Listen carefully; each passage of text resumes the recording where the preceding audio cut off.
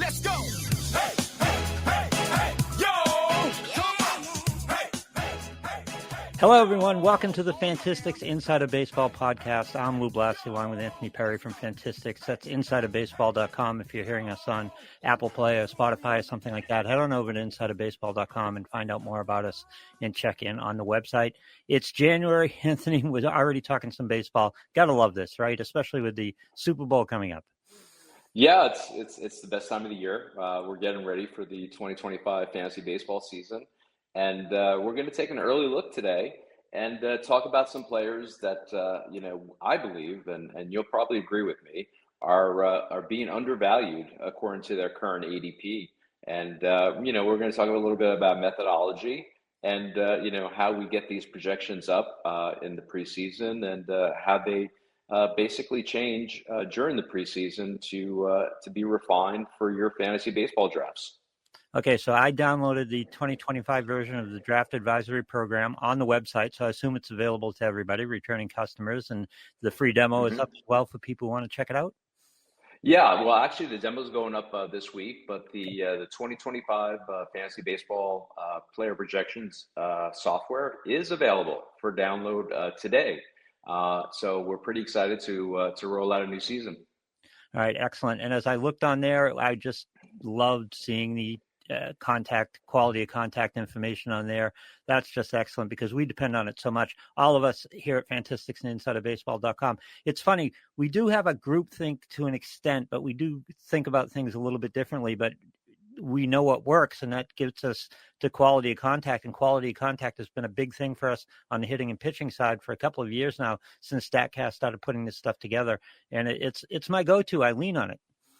Yeah, it's so one of the things that we've done recently, in fact, last year was our first year. This quality of contact data and speed of balls hit and play has been coming around the last few years. One of the things we did last year was to include it in our player projection software. So, as a user, you can easily see this type of information. In fact, you could sort by it. One of the things is velocity on balls in play.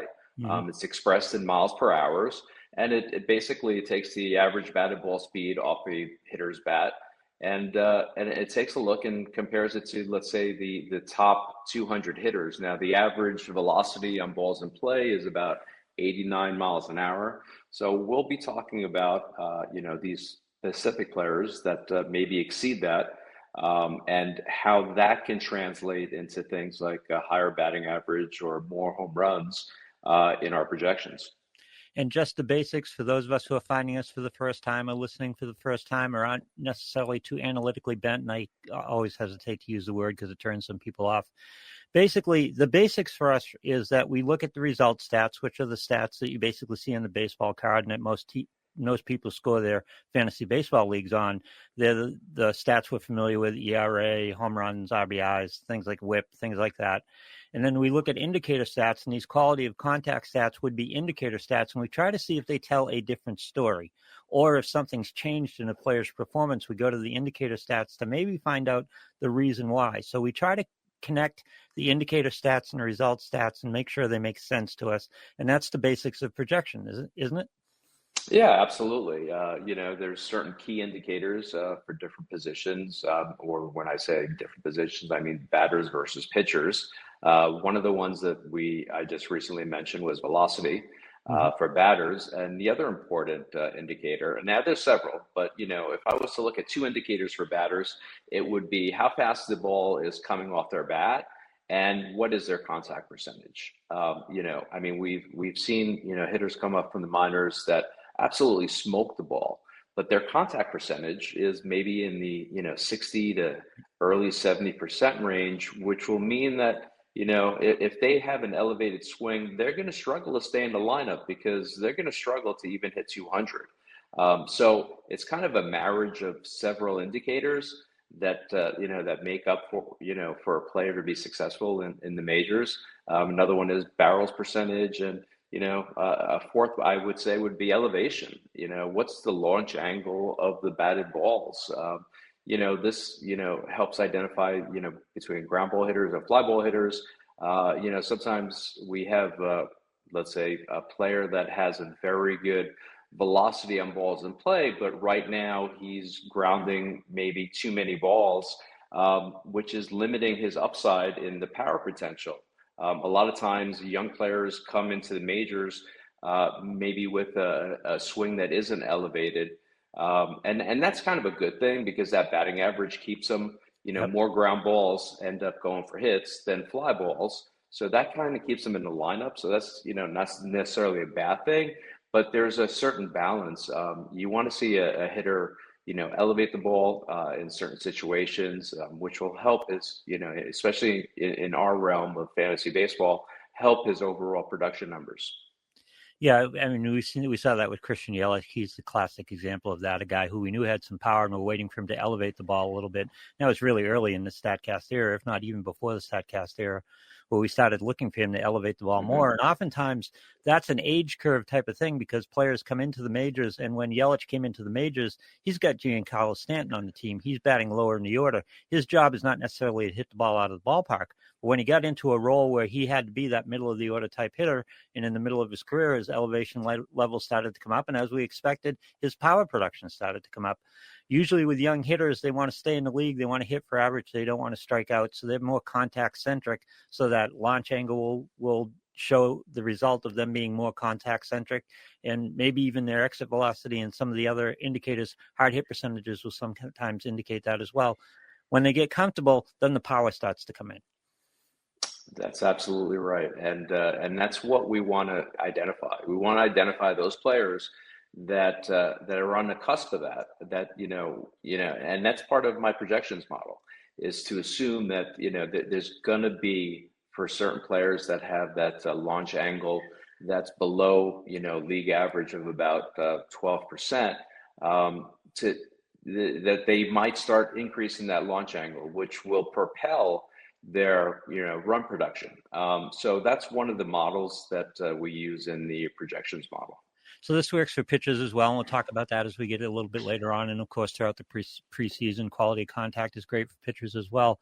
But basically, I've talked about this before. I hate aggregate stats. Like I hate WAR. It's like, let's just get rid of WAR. It's ridiculous.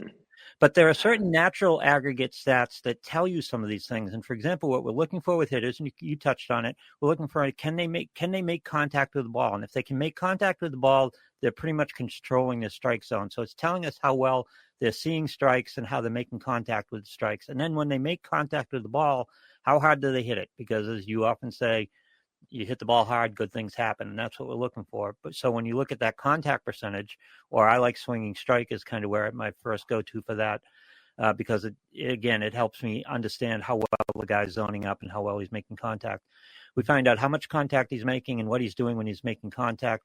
Those are two natural aggregate stats that tell us what a quality hitter he is. And if the result stats don't indicate the same thing we're seeing in the indicator stats, that's when we start to get curious. And some of the players we're going to talk about, especially the early hitters early here, maybe the result stats aren't quite showing as much as high a quality as we would expect from their indicator stats. That's correct. And, we typically see this with the younger players. And that's the beauty of this is to identify the younger players, because they don't have, let's say, a big background or data set for everybody to, everything works in statistics based on the data set. And if the data set is small, it makes it harder. And you have to, dig down a little bit deeper to get what the underlying indicators are. So that's where we really, make our money, essentially, is to find those players that haven't proven themselves yet and are ready to take that next level. All right, so O'Neal Cruz is in his age 25 season, and this is a track record type of situation because he's been in the majors 4 years, but only 2 of those have been relatively full years. He had 331 at-bats in 22, and he had 541 at-bats last year. What can we tell about where he's being drafted, and what can we tell on the sample size we have about what kind of player we're going to be looking at in 2025? Yeah, so O'Neal Cruz is one of those players that's just on the cusp of breaking out and becoming a superstar. So you take a look at what's called hard hit rate, and basically this is a StatCast indicator of percentage of balls that were hit over 95 miles an hour. So the mean on this is about 40%. O'Neal Cruz was about 55% last year. 55%. Yeah. Now, this is within the elite category. So when he makes contact with the ball comes off the bat very fast. There's a new indicator this year that StatCast is providing us, and it's called Velo 50. Velo 50 is it takes 50% of the hardest hit balls that a batter hits. Velo 50, typical for a major league batter, their average is about 100 miles an hour. O'Neal Cruz is at 107.2, which is among the top 3 in baseball right now. So when he makes contact, the ball absolutely flies off his bat. Now, offset that is his current contact rate. His current contact rate is only 57%. I'm sorry, 67%. League average is about 72%. So this is where he needs to make some improvements on. Whether it be that maybe it's breaking pitches that he's not, identifying quick enough, but this is something that comes along as a batter gets more major league at bats and gets exposure to more pitchers. I think we're gonna see an increase in that. I mean, don't expect O'Neal Cruz to hit 300 anytime soon. At best, yeah, we're hoping that his contact rate maybe increases to 70%. If it does, he's got a lot of upside as far as his elevation of swing. Currently, his elevation of swing is about 10%. If he gets into that 12 to 14%, I think we're going to see 30 plus home runs from him in 2025. I mean, as we talked about, there's a natural progression for young players to elevate their swing as they gain more experience in the majors. I think we're going to see that pop in 2025. Currently, he's a late 4th round selection. I think you're going to be well off drafting him in the late 3rd to early 4th rounds. So I'm looking at swinging strike percentage at 15% last year, 33.5% chase rate. That's not great zone control. And look at the quality of contact based on that zone control, what he's doing. If he could zone up a little bit, get his chase rate below 30% and get his swinging strike rate around 12, kind of what he had in 2023 in a short sample and 32 at-bats. And he hasn't had that. My model for a young player, you get 1,000 major league at-bats under your belt with 2 years of regular playing time. Well, he's near the 1,000 at-bats in the major leagues, but he hasn't had the regular playing time. If he stays healthy, once he gets 200 and 250 at-bats into this year, then he starts to hit that model. Hopefully he starts to zone up a little bit and his contact rate becomes better. And we know what he can do when he hits the ball, right? We just need him to see strikes, recognize strikes, and hit strikes. And imagine what the StatCast numbers are going to be when he starts to zone up and starts to hit strikes a little bit more. Yeah. And the other, big thing about O'Neal Cruz, especially for us that play in Roto 5x5 leagues, is the stolen bases. Mm-hmm. Last year, he was 22 for 23. So what does that tell us? That tells us that he's probably going to have more attempts in 2025. I mean, when you get into a ratio where, what is that, like 97% success rate? I mean, anything over 80%, you're going to be running more. So there's little doubt in my mind that he's going to be taking off more in 2025. And I think for fantasy owners, we're talking about a 30-30 player, which is, obviously a huge plus when we're dealing with our fantasy lineups.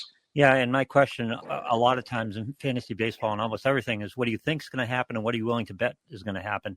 And 30-30 is well within the realm of possibility, but I'm willing to bet 25-25. I just feel solidly about that. Again, if he can stay healthy, and that's a question for everybody, of course. He gets 540 at-bats like he did this year. I'd be surprised if it wasn't at least 20-25 or 30-25. Yeah, it's a really positive thing. And again, I think we're looking at someone that's probably going to be drafted in the 1st and 2nd rounds in 2026. So this is your opportunity, I would say, to get him fairly cheaply in 2025. Okay, so we're talking younger players for the most part, and we already mentioned Christian Yelich. We'll talk about Christian Yelich, who's in his age 32 season, or 33 season at this point. And he's been all over the map in terms of productivity, and there's questions about not his health, because he's in the lineup and he plays and he gets his at-bats, but there's questions about who he is as a hitter at this point, because he's not the 36, 44 home run hitters we saw in 2018, 2019. and he had 11 homers last year. So there's a lot of questions. A lot of people with his age are kind of put off. That's kind of creating a sale price on him, though, isn't it? Well, it's creating a big sale price on him. And I think, I mean, to be fair, he did have back surgery last year. All reports that he's fully healthy. He had back surgery in September of last year. That's what limited him last year to basically half the season. All reports are that he's healthy. I think that, you know, currently he has a 9th round ADP. If he's healthy, which I suspect that he is, I think we're going to pop back up to, you know, his typical 550 to 575 at bats. And again, the type of production that he puts up with those number of at bats warrants maybe a 4th or 5th round selection. And right now, again, there's a big gap between where his theoretical value is and his current ADP. So I think there's a 5-round selection difference. And here's a great example, because we're going back to launch angle here. And if he had back issues, like from 2021, when he had the big years in Milwaukee, his launch angle, he had an 11.3 degree launch angle, 7.1. Seems since the back issues, that launch angle has gone back down to, like early in his career, 2.8, 3.6, 3.5, 5.2 last year, with a little bit of a rebound there. If he can continue to bring that launch angle up, he'll become even more productive. He's a hitter. He can get the bat to the ball. It's just what he can do with it. And you look at his hard hit percentage, his barrel percentage is low because of the low launch angle, but his exit velocity is decent. He should be a very productive hitter if that launch angle comes back around 7% again, or 7 degrees. Yeah, I think it will. I mean, as you mentioned, last year it was 5.2. And again, you know, that's even, you know, he hits a lot more ground balls with that 5% elevation than your typical hitter would. But I think there's more balls that, you know, are going to go out of the ballpark because of, as you mentioned, his hard hit percentage, which is somewhere around 47%. That's maintained pretty stable through the years. So I think that, you know, it's easy to project a 20% home run to fly ball rate with Christian Yelich, which would pop him back up to around 20 home runs. And that's at least what we're projecting. And I think the 69 RBIs that we're projecting is on the conservative side. That's assuming he's, you know, up in the lineup at the number 2 slot. If he slides into 3 or 4, I think that number could easily, you know, approach 80. And the run scored, I mean, the dude gets on base. He'll take a walk, and, you know, he's typically taken between 70 and 90 walks a season. So the RBI is going to be there. I'm sorry, the run scored are going to be there. We're projecting around 95 runs scored. And I think my projections for Christian Yelich are on the conservative side. And again, the batting average is certainly going to be there. The question is the stolen bases. He's had 28 in 2023, and last year, again, in a shortened season with an ailing back, he was 21 out of 22. So, you know, does he pop into the 30s with stolen bases? That remains to be seen. Well, there's ceiling, but you can pretty comfortably project a 2020 80-80 season with definitely a plus batting average there. And it's just a matter of whether he can stay on the field. If he gets 500 bats, he's going to be a steal. He's going to be a real bargain in this draft. Yeah, no doubt about it. Again, 9th round current ADP. All right. Alec Boehm is a guy that's consistently sale priced in drafts. And I understand why, but there's a lot of good stuff going on here. And he's the guy you look at when you get to that particular place in the draft. Yeah, a lot of value with Alec Boehm. Alec Boehm is what we looked at Christian Yelich early on in his career. We're talking about somebody that has a robust hard hit percentage, 46%. Again, league average is around 40%. His average velo is about 101. I'm sorry, his average velo 50% is about 101. League average is about 100. We're talking about somebody that gets, right now, he's a ground ball hitter.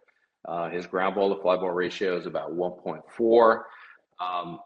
He doesn't get a lot of balls up in the air. So the 15 home runs and 97 RBIs from last year, I think, is the low end for Alec Boehm in 2025. I think he's starting to elevate his swing.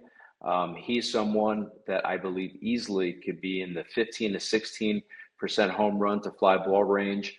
If he gets more fly balls this year, which I predict he will, I think he's going to pop into the mid 20s with the home runs, and I think he's gonna drive in over 100 RBIs in that lineup. And he's another guy that's not afraid to take a walk. We could easily project 85 to 90 runs scored for Alec Baum in 2025. And the other thing I like in his profile is you can see a little bit of a reach for that power, not necessarily in the launch angle. Fly ball percentage is still low, but he's pulling the ball a little bit more. And that just indicates to me, and it was a significant jump last year, indicates to me that he's starting to try to bring power into the game. And once you consciously try to do that, the pull percentage comes along, the fly ball percentage comes along, the launch angle comes along, and his quality of contact is excellent. And it'll pay off if he can start to pull those things together. Yeah, it certainly will. And again, he's, he makes a lot of contact. I mean, that's one of the special things about him. His contact rate last year was 85%, which is spectacular. The league average is around 78%. So he's not going to hurt you in batting average. And that's the key here, is to get someone that could get you 20 plus home runs that could hit 280. And I think Alec Baum, that's part of his profile. In that ballpark, it's a criminal he can't hit 20 home runs. Or he's hit 20 home runs once, hit 15 last year. In that ballpark, you're looking for 25 out of him. Yeah, and again, take a look last year. And again, he doesn't get a lot of fly balls in the air. But last year, I think he was unfortunate with the fly balls that he got in the air. Only a 10% home run to fly ball rate. Now that might be typical. A 10% home run to fly ball rate might be typical with somebody that doesn't hit the ball as hard. Maybe someone that hits the ball, his hard hit percentage is below 40%. Again, he's close to 46%, which is well above your typical. I mean, you're in a neutral environment. The home run to fly ball rate would be about 12%. So I believe he should be around 15 or 16% with his home run to fly ball rate, even if he hits the same number of fly balls this year. And he upped his ground ball rate again, jumped a little bit, and launch angle dipped a little bit, but his quality of contact was much better last year than the year before. We were at a 12.6% home run to fly ball rate. If you can just get back to 12.6, that's going to get him into the low 20s, approaching mid 20s with that quality of contact jump. Yeah, absolutely. And last year, and again, his batting average was 280. You take a look at his expected batting average, it was 291. So, there's no way this was a fluky season with the batting average. His BABIP is solid. It's around 305. And again, 305 is above league average, but when you hit the ball harder, that's expected. And with the ground ball rate, again, everything is in line with the batting average. All right, I'm glad this guy made your list because this is interesting for me in a number of different levels. And on my house league, I have keeper decisions here, and I want to keep Lawrence Butler so badly. I just really do. But it's kind of tough with the choices I have here. But Lawrence Butler is a guy who, he wasn't a championship player for me last year. He didn't win it all for me. But boy, with Mookie Betts going down with that arm injury last year, and I picked up Lawrence Butler, what a boost he was for me. I love this kid. Yeah, and I think he was, again, in only 412 at-bats, he had 22 home runs. 22 home runs and only 412 at-bats. So, yeah, he was, an unheralded waiver wire pickup last year that did assist a lot of fantasy owners in winning their fantasy baseball championship. And then, the other component is the stolen bases. He was 18 for 18 last year, 14 for 14 in the second half. That spells, someone that's probably going to get more stolen bases this year. So, there's a lot to like about Lawrence Butler. And again, one of the components that I love, again, we're talking about velocity and ball set in play, 45.6% hard hit rate, excellent.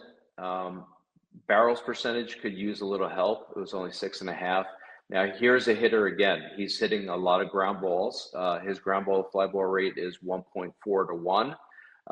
If he starts elevating, I think we're going to see potentially, more home runs than we saw last year.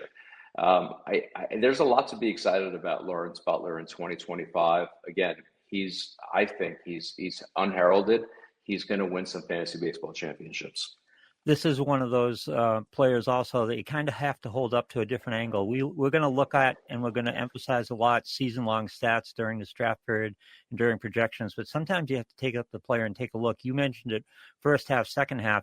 He did not have a great first half. He hit 211 in the first half of the season, which was 175 at-bats for him. He hit 300 in the second half at 237. They kind of cleaned him up a little bit. He had a long swing that was kind of messing with his contact a little bit. He cleaned that up. In the second half, he was a completely different hitter than maybe your season-long stats tell you too. He had 13 homers and 237 at-bats at that point and hit 300. As I said, he was a 300 hitter plus stealing all those bases. If that type of gain that he made in his approach, where he can quiet his swing a little bit and make better contact, he has natural power, he has natural speed, the contact rate comes up and stays up, he's going to be a very productive hitter, especially he's out of Oakland now. He's in Sacramento. We don't know what the ballpark effects are going to be, but it can't be as bad as Oakland was, right? I think the ballpark dimensions are pretty close. In fact, there might be a 5-foot difference in maybe right center or left center, but they're going to be pretty close. So, one of the benefits might be that there might be less humidity in that ballpark. So, I think overall the ballpark is going to play pretty close. That's the expectation anyway.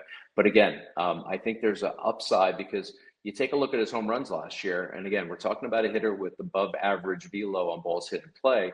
10% home run to fly ball rate last year. I think that's gonna improve quite a bit. I think we're gonna see a big jump in that. And again, 11.8% swinging strike, 30.8% chase rate, perfectly acceptable for what he's giving you at this point. But again, in the second half, he was better than that and made some improvements. If those improvements and those gains stay and he gets around a 10% swinging strike or maybe even a little bit lower and stays below 30% on the chase rate with the quality of contact, he's going to be he's a 25-20 guy. He might be a 30-20 guy available. Yeah, absolutely. And I misspoke with the stolen bases. It was 18 stolen bases last year. He was 18 of 18. So, again, what does that tell you? He's going to be running more often until they start catching him. So I think, projecting 25 stolen bases might be on the low end for Lawrence Butler, especially if he gets, somewhere around 550 at bats. Yeah, this is going to be important, especially if you're drafting early, because because Dylan Cruz is next, and the hype is caught up to Dylan Cruz. You're not going to be getting any bargain prices on Dylan Cruz, I don't think.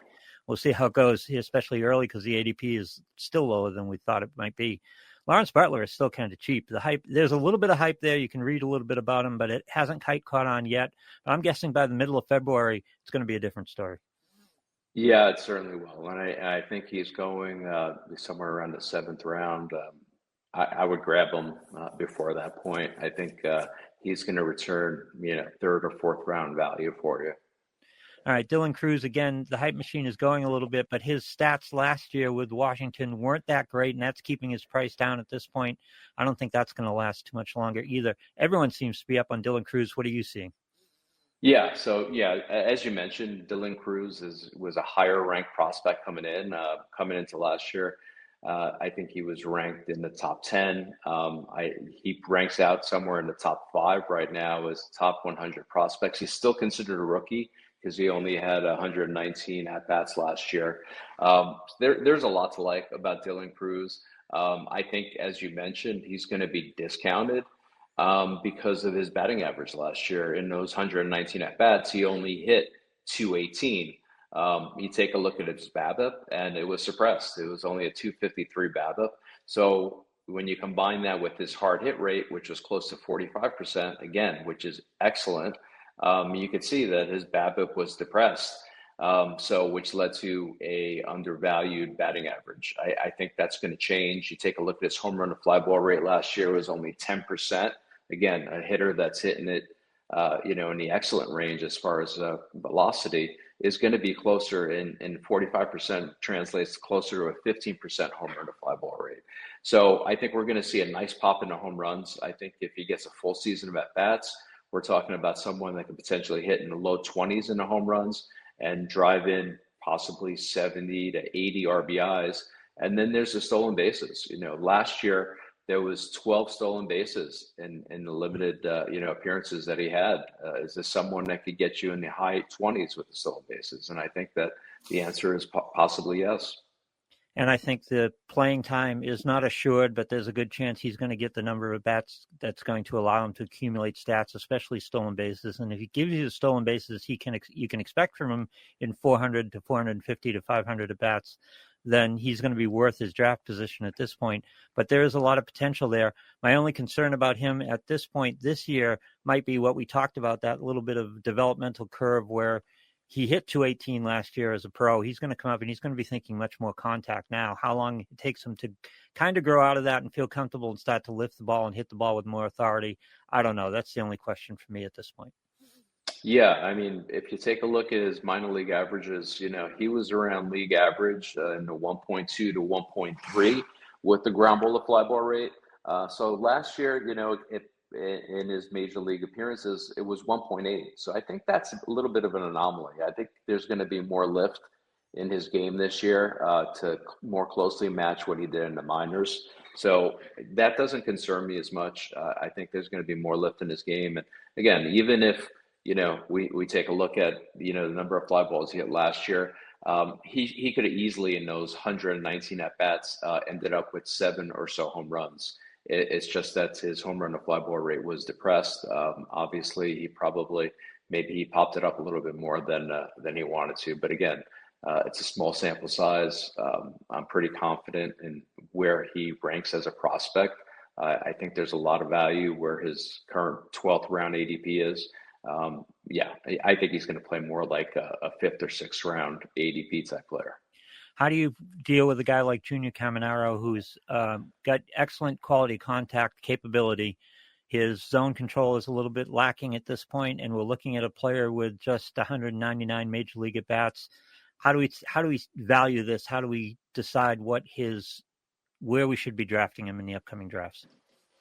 Yeah, so the concern is, so last year he came up with 165 at bats. He hit 248. I think that's legit. He had 6 home runs in those 165 at bats.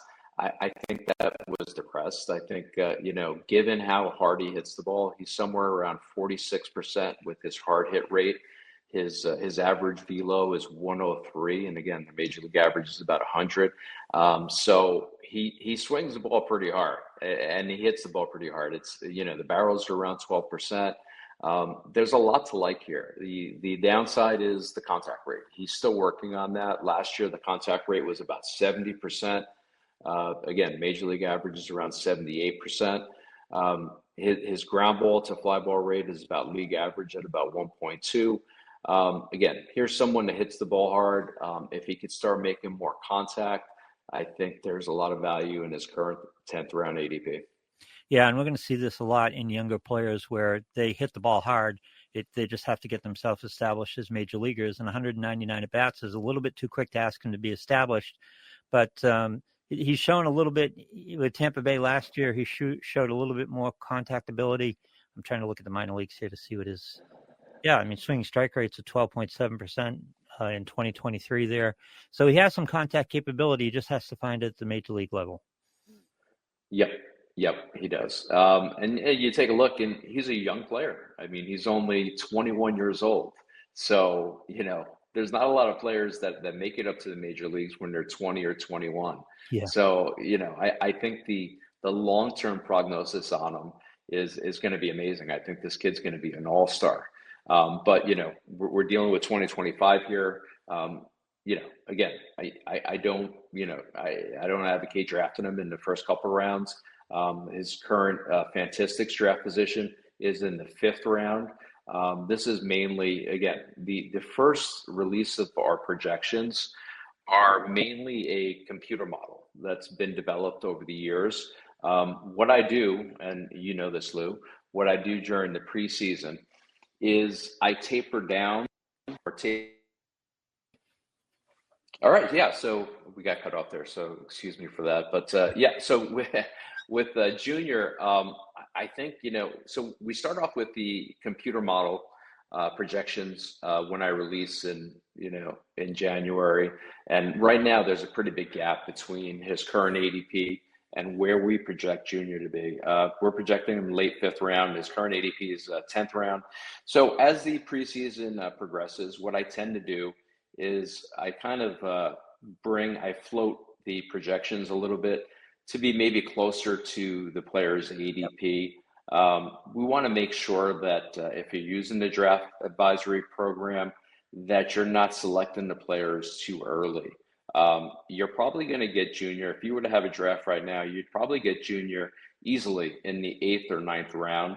So what I'll do during the preseason is maybe take another look at his number of at-bats or plate appearances, and I'll tone that down a bit.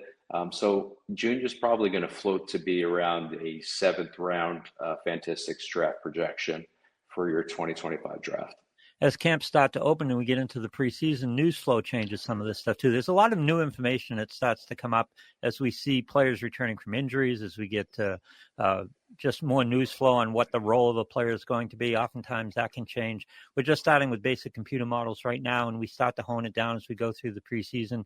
And again, I downloaded the software this week. There was an update this morning. We're just updating on a daily basis, sometimes multiple times daily as we go through the preseason. You're always going to get the most up-to-date information on these projections as we go. That's the way this works in the preseason, correct? That is correct. Yeah. So early on, I'll argue with you about some of the projections, and I don't know how much that plays a part, but yeah, talk about them. Yeah, we learned so much, during the preseason. The big variable for me, what changes most of the time is the expected, for a hitter where he's going to play, where he's going to land in a lineup. Right. So someone like Junior right now, I think the 578 at bats is projecting him to be in that maybe 2 slot of the lineup. That might change. He might end up in, the 5th or 6th slot of the lineup. And in that case, the number of plate appearances is going to tone down quite a bit. So that's the big change. And of course, injury situations, other playing time situations, of course, come into this as well. But, that really starts ramping up in probably, early March to mid-March. That's when we really get a good picture of where the player is going to land and what his playing time is going to be. Okay, I'm going to ask you this question about the pitching position when we get to pitchers a little bit later in this edition of the podcast. But first base is another one of these positions where you kind of have to have a strategy and a thought process. We're going to talk about Vinny Pasquantino and where he goes. How do we read the first base position? What are we looking for? Where do we draft it, basically, overall? Because it's a little bit of a weird position right now. Hey, I'm curious. Why do you say that? Why do you say it's a little bit of a weird position? Used to be a big production position, and there used to be elite guys on the top that you could go to, and that seems to have dwindled a little bit. It's like there's not is there as much separation as there has been in the past at the top of the first base position? That's a good question, Lou. I would say that the tier on the first base is between Vladimir Guerrero and Bryce Harper. They're in their own tier, early 2nd round type players. And then there starts to be a drop off. Freddie Freeman, I believe, is in that 2nd tier. I think he stands alone. He's that 3rd or 4th round type player. And then there's 5 guys that are kind of mixed into the 3rd tier. In between, let's say, the 7th and 13th round ADP, and that's guys like Christian Walker, Vinny Pasquantino, and Cody Bellinger, Paul Goldschmidt. Yeah, these guys are kind of grouped together. And again, this is a position where you're looking for that power production. You're going to get the RBIs. You're going to get the runs scored. Batting average is going to be a little bit questionable. These guys tend to be in that 250 to 260 range, and there's very little stolen bases to be had at this position. I guess my thing about it is, even in a 12-team league, if you wait, you can get in. I mean, I ran with Ryan Mountcastle at the beginning of last year as my first baseman because I waited on first base. That used to be one. There are at least 12. If you were in a 15-team league, maybe you had to be a little cautious. But you could usually depend on 12 pretty decent first basemen. It's not there right now, and there's some guys at the top. But you're 11th, you're 12th, the 11th to 12th team taking a first baseman, you can get yourself into some trouble. Yeah, you certainly can. I think that I'd like to have a good first baseman pretty early on. That's why I don't have any problem in maybe, the second round drafting someone like Vladimir Guerrero or Bryce Harper, because you're going to have a pretty incremental difference between that round and then, the next, 7 to 8 players that are on this list. So, yeah, it's a position that, you might want to strike early this year on. All right, which brings us to Vinny Pasquantino and what you're looking for with him. And he's a guy who's been a darling. I mean, everyone's kind of liked him and waiting for him to do some good things. And he's produced to an extent, but has he topped out? Has he reached his peak? No, I certainly think that he hasn't reached his peak. You dive down into his underlying indicators, and I think they're extremely positive. So last year he hit 19 home runs, drove in 97 RBIs, hit 262. That's not bad for only 496 at bats. If you project out and he stays healthy and he gets a full number of at bats this year, I think he's easily going to be someone that's in the mid 20s in home runs. I think the RBIs are legit. I think he's going to end up in the mid to high 90s, especially where he's going to be hitting in that batting order. What I like about Vinny specifically is his contact rate. You don't find an 87% contact rate with a power hitter. And make no mistake about it, this kid is a power hitter. I mean, his hard hit rate is about 47%. Again, that is excellent. And you take a look at his average 50% hard hit rate. So he's about 101 with the miles per hour. Home run to fly ball rate last year, completely depressed, only 10%. I mean, here's again someone that could easily be in the 15 to 16% home run to fly ball rate. So I think he's easily, if he stays healthy, going to break into the mid 20s to possibly higher in 2025. And again, I think the RBIs are a lock. And, I think the 64 runs scored last year, I think that was definitely on the low side. I think he's going to be somewhere in the mid 80s with the runs scored in 2025. All right. At what point in a statistic do we start to accept it as what is? Because you were talking about the home run fly ball rate being depressed at 10.1%. He's 985 at bats into his career at this point. His home run to fly ball rate is 10.5%. And you look at the quality of contact, you look at the launch angle, you say, yeah, he should be doing better than 10%. But maybe that's just who he is. How do we deal with that type of thing when we have a pretty decent sample at this point and his home run to fly ball rate is 10.5%? Yeah, it is a pretty decent sample size. I just think that historically there's a strong correlation between hard hit rate Yep. and home run to fly ball rate, and again, you kind of tend to see these anomalies sometimes. I think that this is something that's going to correct itself out. He might be a little bit on the lower end because he does hit more pop-ups than typical. And again, pop-ups go into that home run to fly ball rate because a pop-up is technically a fly ball. So, you take a look at his barrels rate, and that shows, that there is some upside basically in his barrels rate. His barrels rate is only 7%. And a player that hits the ball that hard, you would expect a barrels rate to be closer to maybe 12 or 13%. So there is part of that maybe he's not squaring up as often as he should. But, then again, that hard hit rate also spells something. So I think that, maybe he doesn't get to that 15 or 16%, but even if he gets to 13 or 14%, he easily goes into that 25 or 26 home runs in 2025.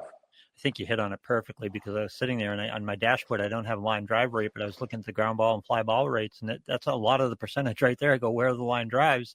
And everything is there. He pulls the ball. He has a good launch angle. He has good quality of contact, but the barrel rate and the home run to fly ball rate aren't there. I think you're right. I think it's kind of skewed by the pop-ups, the infield flies. So, and he's a good quality hitter. So whatever it is that's giving him, whatever it is that's having him pop the ball up, he's obviously a thoughtful hitter. Maybe that's something he'll start to corral a little bit and start to tone those down a little bit. And then the barrel rate and home run to fly ball rate will come up. His production will come up. Yep. That's what we're looking for. And he's only 26, and he's only got 3 years of major league experience and only one full time. So we're at 1,000, at bats, 1,000, 1,100, 1,200 by the end of this year, he'll be at that model where he's a regular player for 2 years, regular playing time for 2 years, and over 1,000 at bats. That comfort starts to get in, he starts to get acclimated. Yeah, and I think he could do a lot worse with, his current ADP is in the 10th round. So yeah, I think he's going to play out more like a 6th or 7th round type player. So if you're able to grab him in the 9th or 10th round, for instance, I think you're going to get a value. All right.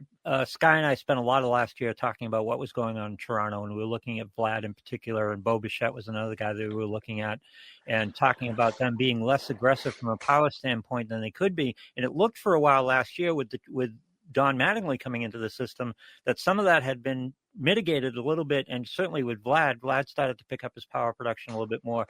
Bichette hasn't. There's a lot more power in there than we've seen from him, certainly the last couple of years. Yeah, I mean, Bichette, I want you to take 2024 and just throw it completely out the window. So, and yeah, seriously, in basically half the season, I mean, people are looking at it and, the kid hit 225, only had 4 home runs, had about 30-ish runs scored and RBIs. Throw it out the window. You rarely see a player that was as injured as Bichette last year.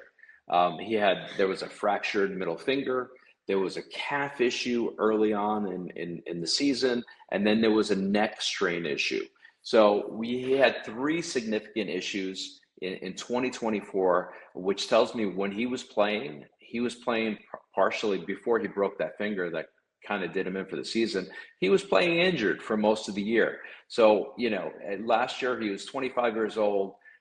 We're not, we're talking about a player that in 2021 had 29 home runs, 24 home runs, 20 home runs in following seasons. This player he's not losing his juice. It's not a player that, he's on the age-related decline. He's only 26 years old. Throw 2024 out the window. Throw those 4 home runs out the window. He pops back into the low 20s with the home runs. I think the 78 RBIs we have projected is on the low end. I think he has a good chance of exceeding that. And he's going to hit for average. I mean, this is a kid that hits for average. His hard hit rate, even last year, and again, in the season, I think was an anomaly, was 44%. That's significantly above the major league average. And what I love is his contact rate. Again, for hitters that hit the ball hard, you typically see a contact rate that's in the mid 70s. He's at 80%. Throw 2024 out the window. I think you're going to get a tremendous value if you draft Bichette in the 7th and 8th rounds. His current ADP is 11th round. But his power in 2023, his 20 home run power is about it, isn't it? I mean, he had 29 homers in 2021. That was in 640 at bats. He had 24 homers the year afterwards and 652 at bats. We're not likely to see 640 and 652 at bats again. He's got some pop, but it's basically pop. And I think I need to see the stolen bases come back for his value.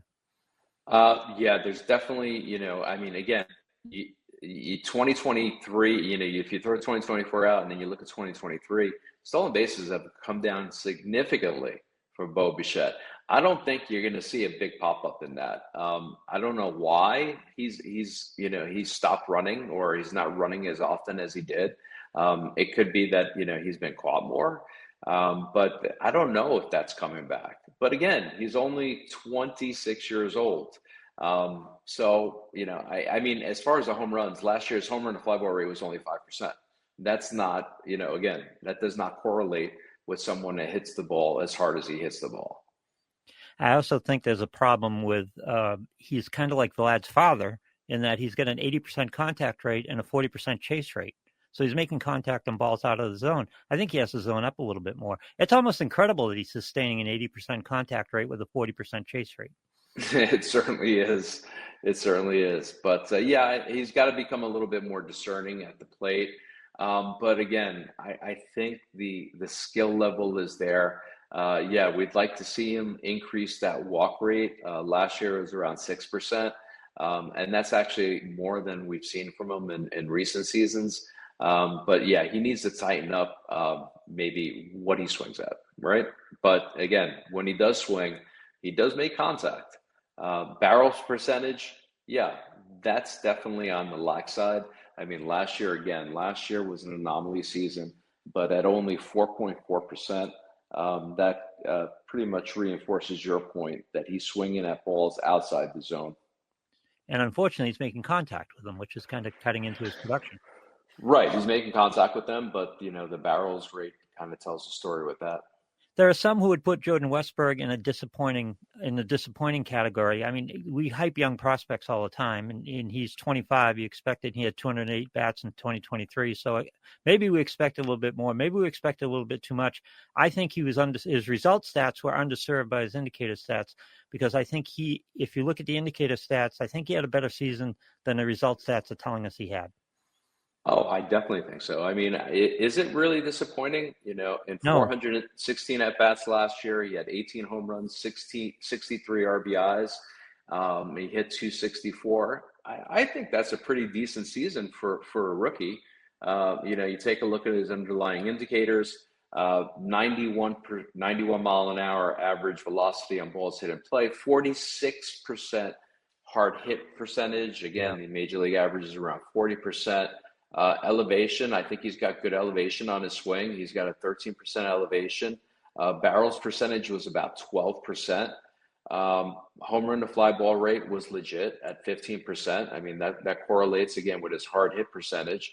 I don't see, last year as a disappointment. And even if he sticks at the bottom of the lineup, I think we could count on 500 at bats. And if we do get those 500 at bats, I think we could translate into the mid-20s with the home runs. I think he's going to drive in about 70, and he's going to score around 70, and he's going to give you a handful of stolen bases. Average is pretty decent. Last year he hit 264. I think that was pretty legit. In fact, last year his expected batting average was 284. So if anything, he was underserved with the batting average. So again, you're talking about a hitter that's going to hit between 260 and 270. And give you 24 home runs, and he's not going until the ninth or so round. I think you're pretty, you're going to be in a pretty good position if you draft him in the 7th or 8th round.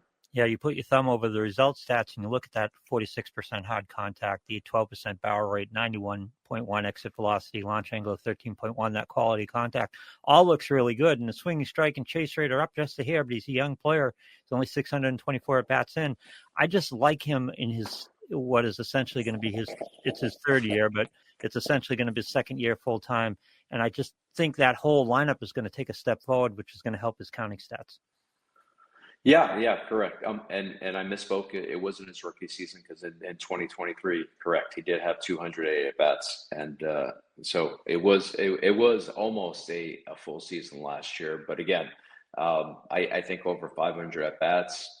His rate stats project to a pretty solid, second baseman. I mean, he qualifies at second base and at third base. So I think you're going to get good value for his current ADP. Okay, Lars Nootbaar gets no respect whatsoever, but he's a great zone-up hitter, great contact hitter. The quality of contact is actually decent, and if he could get himself 500 at-bats, he's going to be a very productive player. Yeah, certainly. Here's another player that's currently going in the 11th round. I'm sorry, 24th round for Lars Nootbaar. So I think there's a tremendous amount of upside. We're projecting him as an 11th round value. As you mentioned, you take a look at last year, it was an injury-plagued season. His hard hit percentage was almost 50%.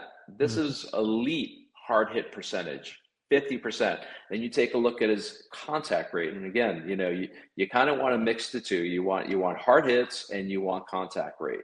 Contact rate was 84%. Which is excellent. He ended up, his batting average is only 244, but again, limited sample size, only 348 at bats. His expected batting average is 268. So I think we're going to see a bounce up in the batting average. And I believe if he gets right around 500 at bats, he's going to be a 20 plus home run hitter in 2025. And I think the RBIs and the runs scored will follow. He'll steal you a handful of bases, and again, he's not going to hurt you in batting average. Yeah, and let's not scoff at that in the outfield at this point. 20 homers is pretty significant. You want as many 20 homers. They aren't as plentiful as they have been in the past 4 or 5 years. So this is a guy that you could really land at a good price. You're going to land him as a 4th or 5th outfielder. He's going to be a 3rd outfielder for you. There's no doubt in my mind that he's going to come close to the 500 at bats that we're expecting him to in 2025. This is a hitter that's just too good to keep out of the lineup. When you match up, hard hit percentage and contact rate, and you get both of those, and he's bordering on elite in both of those. You get those combined, I think the outcome is pretty favorable. And again, for someone that's going probably at the end of most drafts, I mean, 24th round ADP is literally the end of some drafts. I think there's just tremendous value here. And with regular playing time, if he's healthy, he's an established major leaguer at this point. I think the pull rate comes up. I think the fly ball rate comes up, and he starts to look a little bit more like the type of outfield hitter that we want him to be. Because I still think there's some growth there in pull and fly ball rate. Mm-hmm. Mm-hmm. All right. So we're going to take a short break here. You're not going to hear it. We're going to take a short break here, and we're going to get back and talk about starting pitchers. And we're looking at the same theme. Some starting pitchers who are going later than we think they probably deserve to go. Might be some value for you. And this is a great list. This is a great list to talk about. And starting pitching is such an interesting position at this point this year. So we'll get back. Everybody stay tuned. We'll be right back. We're back here on the Fantistics Inside of Baseball podcast, and we just want to mention, if you're listening to us on Spotify or Apple Podcasts or on the website at insideofbaseball.com, if you're looking for our Inside of Baseball show on Sirius, we're not going back this year. We're on hiatus on Sirius. So all the information, we're still going to be doing podcasts here on insideofbaseball.com and wherever you're listening to this podcast currently. So stay tuned. You get all that information. Sky will be with us, and Brandon will be with us, and Anthony will be with us. And it'll be the Sirius show, but here on a podcast, free for anybody. You don't need to be a subscriber, right? Yeah, no, you certainly don't. And we had a wonderful 13-year run on Sirius XM, and I'm happy that we had that opportunity. We had some great voices on the air with, of course, yourself, Lou, and Sky and Brandon. Over the years, Drew Dinkmeyer, Walter Kaburski, and Michael Waldo were all part of the show, and I think we did a wonderful job over the years. Sirius is moving in some different directions. Fantasy baseball is maybe now one of them. I mean, their big flagship is fantasy football. And a lot of their programming is now, more geared to that, even in the off season. So, but we're going to be here.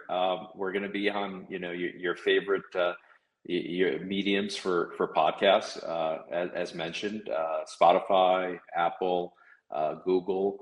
We're going to be doing a weekly show. And I'd like to run this, longer into the season. We were cut off when we were on Sirius. The end of June was typically when we would go off the air.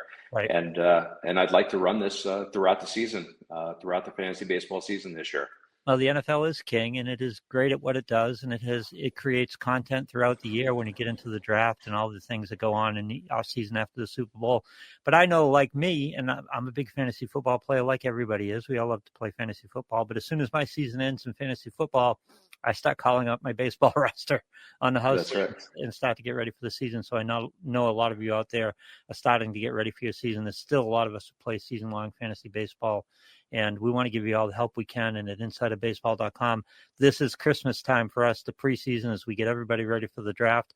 It's not the end-all, be-all, because as I've said throughout on the Sirius show for, again, 13 years, as you said, you can lose your fantasy baseball season in the draft, but you can't win it. There's more work to be done during the course of the season. And we stay with you every pitch during the baseball season at insideofbaseball.com to help you make the great claims and fix things and upgrade your lineup. And this brings us to pitching, because this is a great segue, because in pitching for me, it's like I've always felt like I'm not going to really spend up on real high-end pitching because I can get together. It was tougher in years past. It seems in the last couple of years, it's become very easy during the course of the season to pick up young pitchers and just go with them, because that middle of the pitching lineup, that middle of the pitching field has just grown. It's just a matter of picking the best pitchers out of that middle glob of pitchers to find the guys who are going to be the guys who are going to outproduce what their predictions are, right? Or the current ADP. That's what it's all. So one of the things that we've always prided ourselves with here at Fantistics is finding those hidden gems among the muck in the middle. And I think that it's gotten better and better each year with the underlying StatCast indicators that have been afforded to us. I just as you mentioned, it's changed completely over the years. And one of the things that I found in doing this research is that sometimes it comes down to some basic indicators that really tell you a lot about a pitcher. And that's kind of how you find value, is identifying a commodity before it becomes well known. And how we discern that value. Sometimes it's something that's very basic. One of the things that we found last year was that there's 3 indicators that can quickly spot or identify those pitchers without needing an advanced degree in sabermetrics to understand. Yeah. One of those is limiting walks. When you were growing up, you used to hear things from your coaches, and you just didn't realize what the value of that was. And one of them is limiting walks, or walks per 9. Walks per 9 is I believe one of the 3 tenets that we could quickly use to measure success for a pitcher. Pitchers who keep the ball or keep walks at a limited ratio tend to have an ERA which is below league average. And the league average, for the top 120 pitchers with walk rate is 2.9. Something interesting happens when you see a pitcher that has a walk rate below 2%. It's almost a certain indicator for fantasy success. One of the other indicators is ground ball percentage. Pitchers that tend to throw ground balls tend to keep their ERA respectable and predictable. The league average for ground ball rates is about 42%. Some pitchers, have made a living essentially, with ground ball percentage in the 50 to 60%. Logan Webb is one of those guys. I mean, he throws a ground ball rate at a close to 60% ratio. And even though he doesn't have 2 of the other pillars locked down or in an extremely positive fashion, just the ability to keep the ball down makes him a very valuable, not only real life pitcher, but fantasy pitcher. And then the third indicator is swing and strike rate. Missing bats, I mean, is just key. For the top 120 pitchers, the average swing and strike rate is 11%. When you see this ratio, move up to 13, 14, 15%, gosh, it makes a world of difference, not only in their whip and their ERA, their strikeouts, and, potentially win potential. Now, when you find pitchers that are just around league average in all these 3 categories, they tend to be top 50 pitchers in Major League Baseball. When you find pitchers that do one of these 3 really well, it moves up a little bit more. When you find pitchers that have 2 of 3 of these, you find pitchers in the top 20 percentage. And then when you find pitchers that are good or better than average in all 3 of these categories, you're talking about an elite handful of pitchers in Major League Baseball. That's the advanced version of what we talked about with the 3 pillars of starting pitching for many years, which was don't walk guys, keep the ball in the ballpark, and be able to strike out a guy when you need to. We became so enamored with strikeout rate, but if the guy's giving up homers, he's giving up fly balls, he's walking guys, that can run you into problems. And here's an important point that I think when we get into the preseason, and I talked about one of the things we do wrong in the preseasons, we tend to overemphasize season-long stats. We never really look much deeper, and on some players, it's important information. On pitchers, we know instinctively that wins are not a reliable stat because they're largely circumstantial. But you put out every year, you put out a predictability of stats chart, which shows us how predictable each stat is. How many people out there know that ERA is less predictable than wins, or has been for the last couple of years? Because one bad outing or one bad pitch, you throw that one bad pitch in the outing with 2 guys on base, and that's a 3-run homer. and that's going to change your ERA for the rest of your year. But people are so enamored with ERA, and that's how they value pitchers. But you need to understand, this is why you need to go to these underlying indicators to understand when the ERA doesn't match the performance of the pitcher, because oftentimes it doesn't. It's not very predictable, so you can't lean on ERA as much as most people do. I think that's important. So I think it's important to start to look at those three pillars: ground ball rate, walk rate, strikeout rate. And we love strikeouts as much as anybody. That's fine. Strike out as many guys as you can. But you also have to limit walks, and you also have to keep the ball on the ground, because that helps you out, right? Yeah, no, it certainly does. I mean, these are the three foundations. I mean, and as I mentioned early on, there's other Statcast indicators that go into our model that refine it. But again, if you're looking at just, without being, having, again, an advanced knowledge of sabermetrics, you look at these three basic indicators, you could really tell a lot about a pitcher's potential success or success.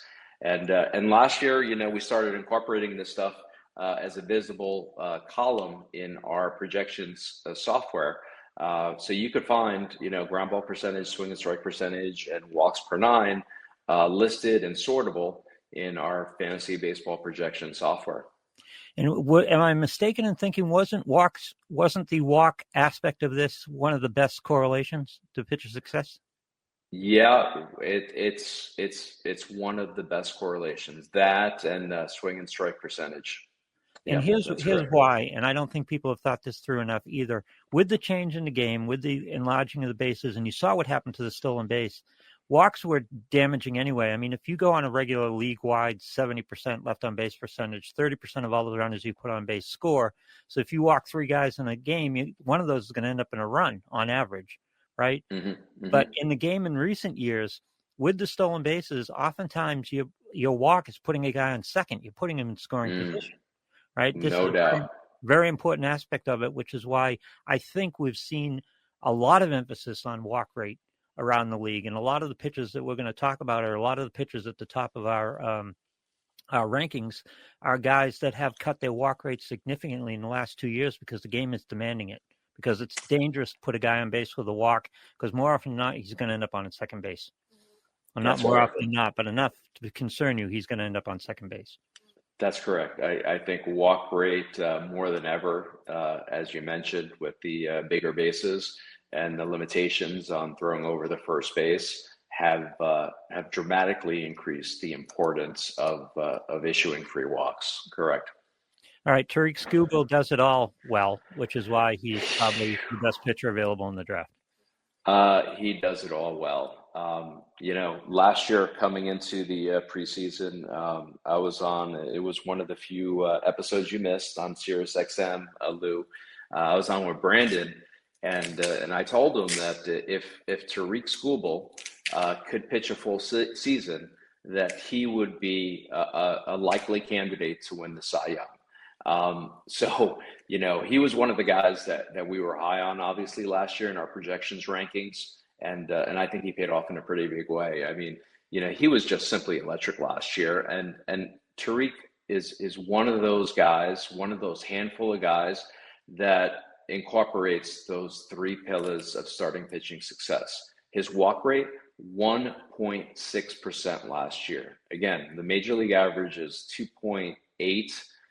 When you're talking about a pitcher that's below 2, it gets astronomically favorable for both his whip and ERA percentage. Ground ball rate, 46%, great.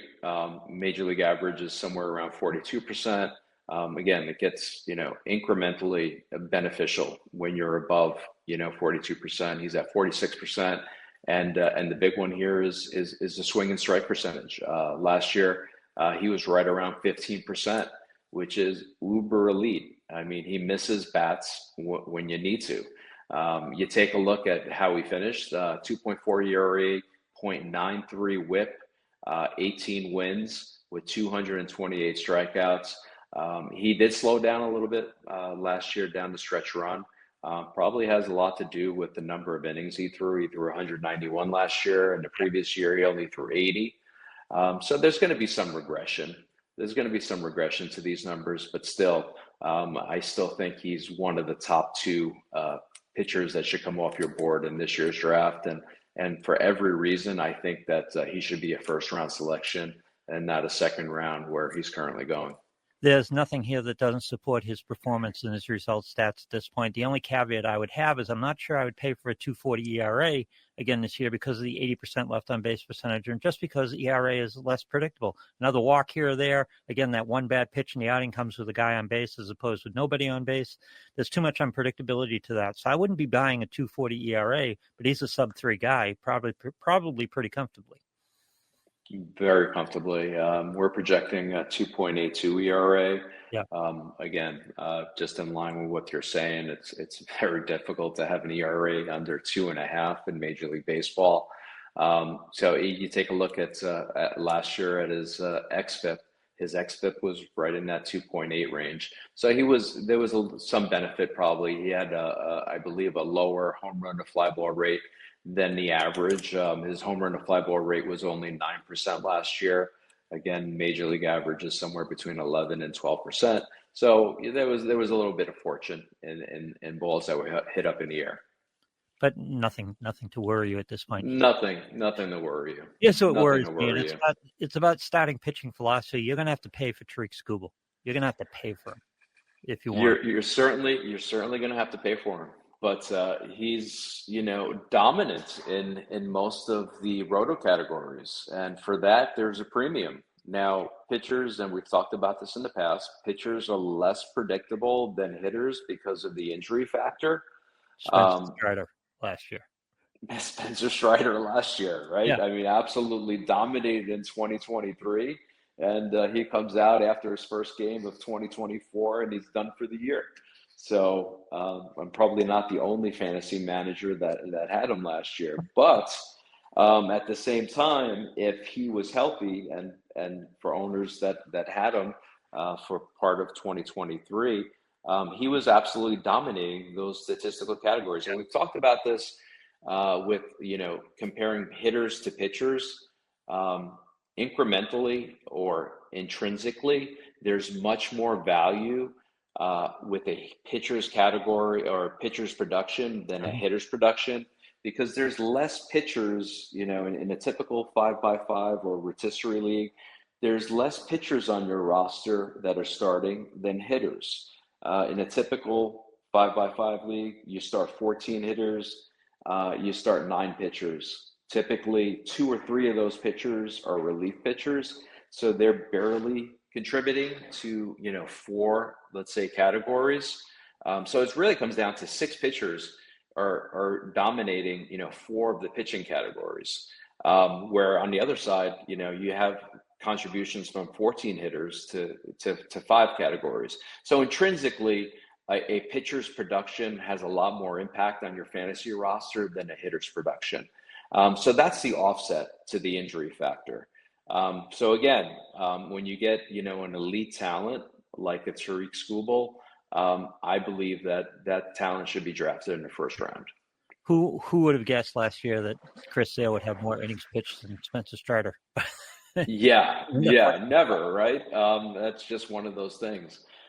Fantasy owners that took a chance on Chris Sale. I mean, coming into last year, there was a series of 42 innings, 6 innings, 103 innings of previous seasons, and there he is. He pops off 177 innings, and that says something to the importance of looking at ratio stats. And again, for those that took a chance on Chris Sale last year, you probably got him pretty late, and you got a first round value in that, which is great. But again, that's far and few between. For players that have an injury history such as Chris Sale. Is Jacob deGrom that guy this year? Potentially. Yeah. He's certainly he definitely has the ratio stats of someone that has been dominant. I don't think it's a bad play to draft him in the 5th round, considering he could dominate, and be first round worthy.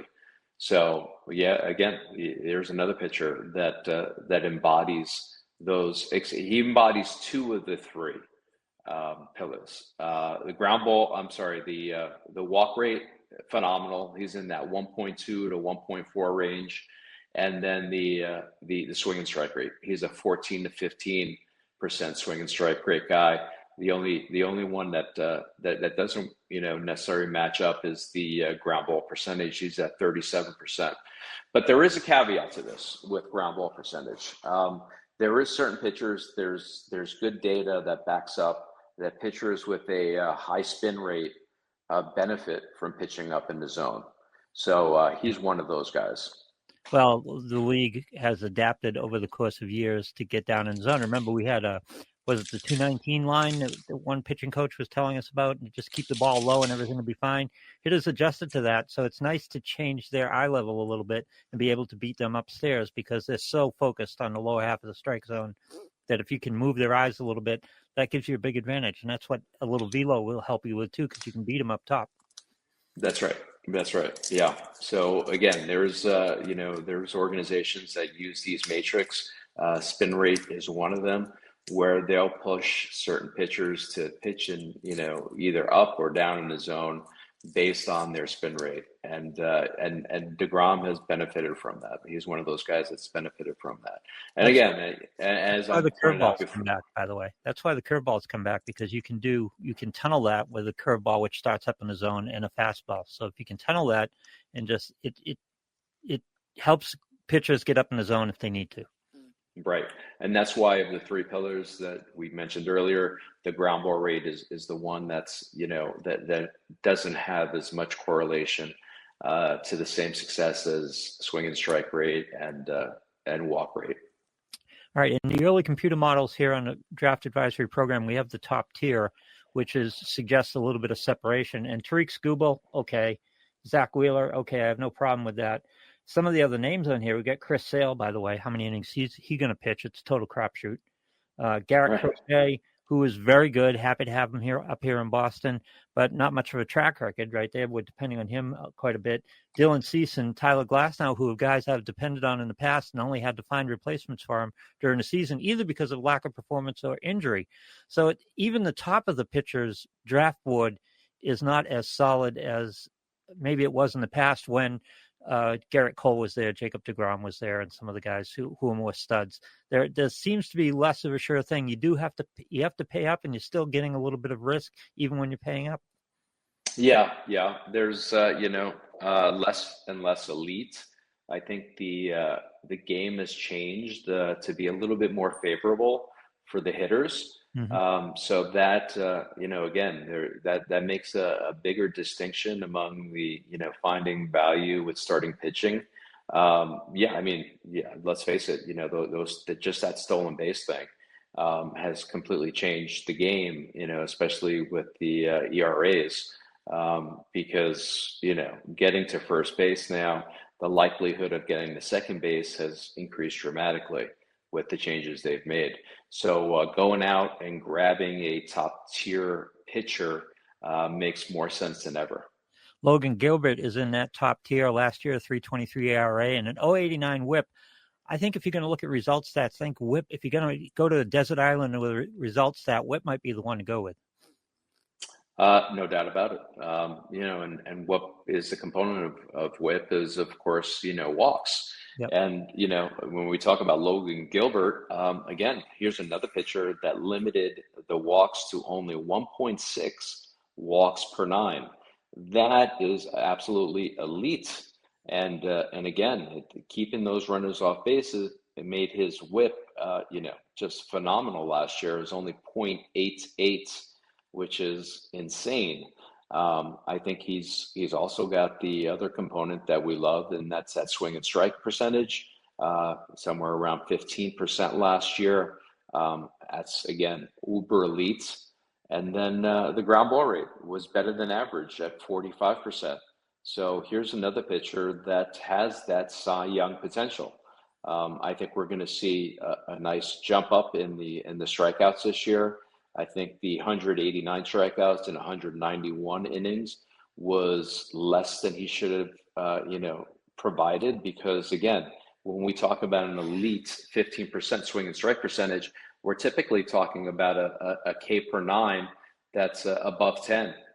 So I think it's easy to project that he's going to have more strikeouts and innings pitched this year. And even on I believe I'm on the low end with 220 strikeouts this season. So we'll see what happens. But I think that Logan Gilbert is very deserving of his current third round ADP. In fact, I believe that you should probably draft him in the second round.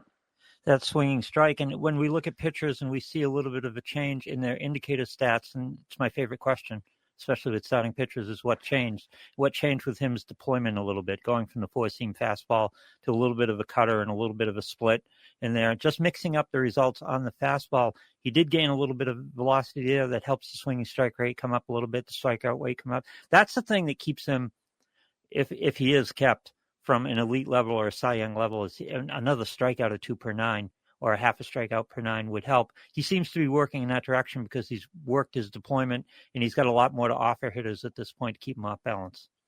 Yeah, he does. He has a very good arsenal, and I think that you're going to continue to see him work that slider, which has a very positive I guess basis. If you take a look at it on Fangraphs, he's almost a +2 with the slider. Same thing with the fastball. He's somewhere around 1. So I think you're going to see a bigger deployment of maybe the slider this year. His curveball was effective last year. It increased in effectiveness. Yeah, I mean, he's got the tools. He's got a tremendous fastball. His fastball averaged a tick under 97 last year, his average fastball, which is phenomenal, especially for a starting pitcher. There's a lot of tools that he has that I think are going to make him, if he stays healthy, going to make him a good candidate for a potential Cy Young. Garrett Crochet, how did the Red Sox do in landing him? Because the 3.58 ERA and 107 WHIP, that's not the whole story. You got to look at what he did in the second half as a starter. And, of course, he pitched a lot of innings at that point. Can strike out some guys. Obviously, got a lot of swing and miss in his game. Still walks some guys. Gives up the homer here and there, but the ground ball rate is good at 45.1%. How well did the Red Sox do landing this kid? I think tremendously well. I like this kid. I think he's going to be one of the bigger surprises this year. Last year, there was only 6 wins in 146 innings. I think there's going to be a big reversal in that, as we've talked about before. Wins are, one of those things that, is subject to a lot of factors that are outside of a pitcher. I think we're going to see. Being the White Sox is a pretty predictable factor. I think we're going to see a big shift in that win-loss percentage for him this year.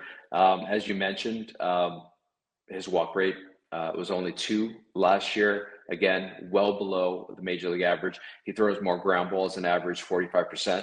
And then you take a look at his swing and strike percentage. There's not many pitchers in baseball that had a better swing and strike percentage than Crochet last year, 16.2%. That is phenomenal.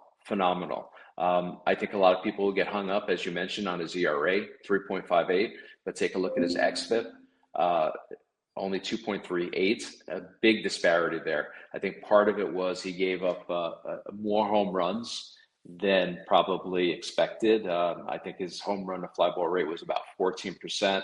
I think that'll neutralize itself and be around 11% this year. I think he's a candidate for an ERA that's under 3. I think his WHIP of 1.7 last year is right in line where he should be.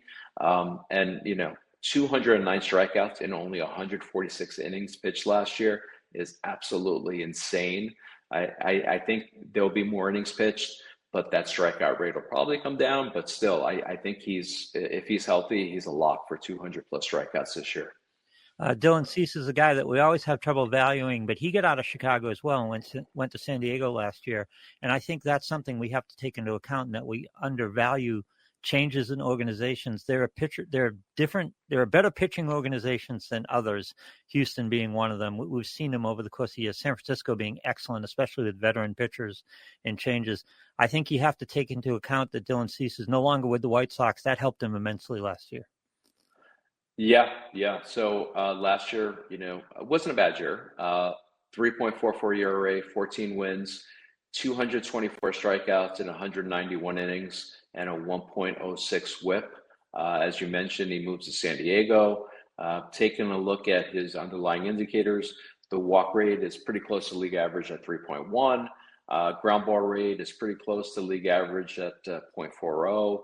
And the swing and strike rate, that's where he's elite. It was 15% last year. I think that's a legit rate. I think that he's got outstanding stuff. And, I think that we're going to see a pitcher that's going to lower his ERA this year. And based on his track record, I mean, there's not many guys that have been a lock for 200 strikeouts every year. But you look back the last 4 years, and everything's in the 210 to 225 range or 227 range. So here's, again, a pitcher that's a proven success, moves to a better team. Currently a 4th round ADP. I think you're going to do well drafting him in the 3rd round.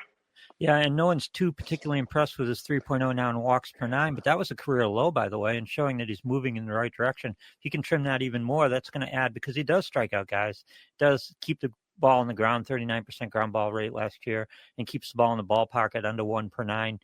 So that walk rate would be huge for him. He's this close to getting back to his elite status if he could just cut that walk rate a little bit.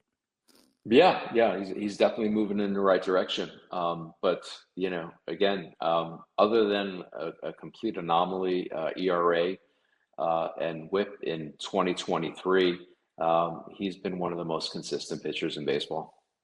Pablo Lopez has not. In fact, his 4.08 ERA was very disappointing last year, but his xFIP and xERA tell a different story. How about the indicator stats? Yeah, indicator stats, again, take a look at that walk per 9 rate of only 2. Again, elites. Ground ball percentage, around 43%, a little bit better than league average. And the strikeout swing and strike rate is well above league average at 13%. So I think he does everything well or better than well. And, I think that people will be thrown off by that 4.06 ERA from last year. You take a look at his xFIP from last year, and it was 72 points below that, 3.36. I think he's going to, go back to his typical and be in the mid 3s with the ERA. He's proven that WHIP is sustainable. It's been between 1.12 and 1.19 the last 4 years. I think he falls back into that range.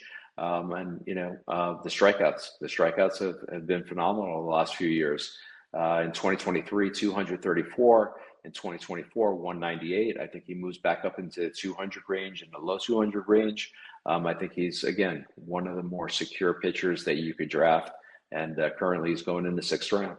Something weird was going on in Minnesota last year. Joe Ryan, something weird went on the pitching side last year in Minnesota. I'm not sure what was going on. Maybe it was a developmental thing. Maybe it was a pitching staff thing, a pitching coach thing. I'm not sure. But we're hoping for a rebound from several of those pitchers.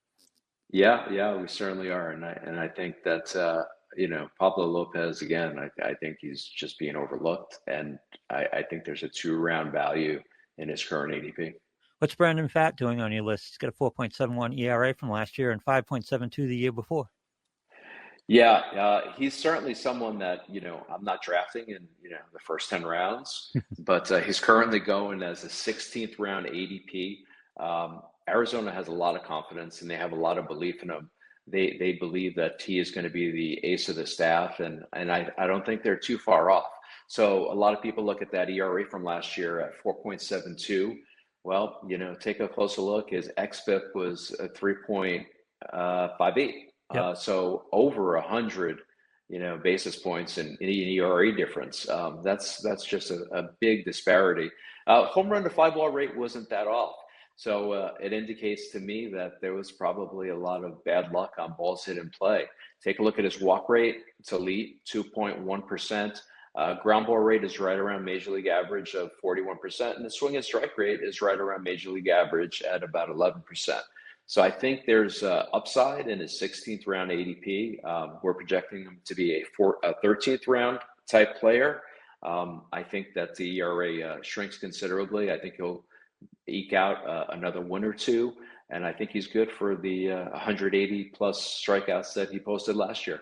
Left on base percentage was 64.5%. He had no luck in that regard. That's what the XFIP is probably showing you.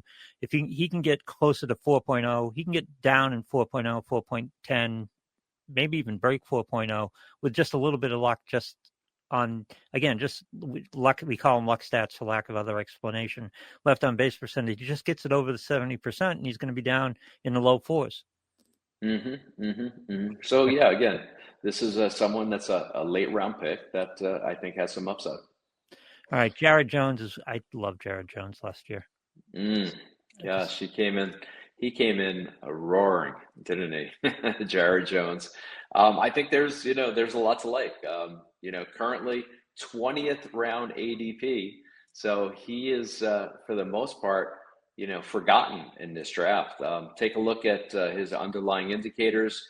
Walk rate is right around league average at 2.9%.